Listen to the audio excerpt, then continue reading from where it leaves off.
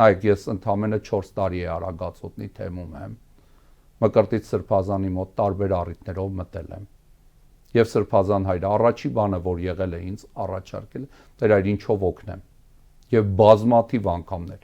անկեղծորեն որ ասեմ 4 տարվա մեջ շուրջ 40 անգամ ինքը այդ հարցով ինձ դիմել է, եւ 40 անգամ միշտ Սրբազան հորը մերժել եմ, ասելով Սրբազան որևէ բան պետք չի, ինձ թող ես այն բոլոր բաները, որ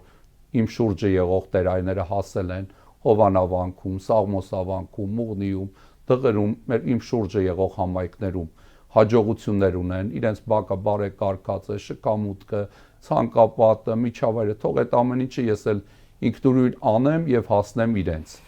Եվ այս միջավայրում տեսնում ենք, որ այն մարդիկ, որոնք այսօր եկեղեցու դեմ են դուրս եկել, նույն մոտեցումը շատ անգամ չեն ցուցաբերել իրենց քահանաների նկատմամբ, ինչպես օրինակ Միքայել Սրբազանն էր, երբ ազատության մեջ էր։ Միքայել Սրբազանը որևէ քահանա չկա, որին տեղյակ չէր ընտանեկան կարգավիճակից, սոցիալական վիճակից։ Դրա համար էլ այս ութին որևէ մեկը չի աջակցում։ Եվ հետաքրքիր բան ասեմ, նաև նույնն էր Բագրատ Սրբազանի մոտ, որ քահանաների մի մասը նույնիսկ ոչ սահմանամերձ բնակավայրում ծառայող բնակում էին սահմանամերձ բնակավայրերում, որտեղ Սրբազան հայրը սահմանային բնակավայրում ապրող տերայներին խրախուսում էր Բագրատ Սրբազանը։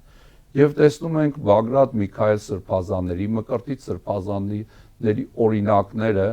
որոնք միշտ պատրաստական են եղել լուծելու եկեղեցում կուտակված խնդիրները, թեմի քահանաների, սոցիալական, տնտեսական, առօրյա խնդիրները, որոնք նաև այդ նմանատիպ խնդիրները, որոնք կուտակված են նաև այն մյուս թեմերում, որոնց առաջնորդներ այսօր Վեհափառ Հայրապետի դեմ են դուրս եկել, փորձում են իբրև թե բարեփոխել եկեղեցին,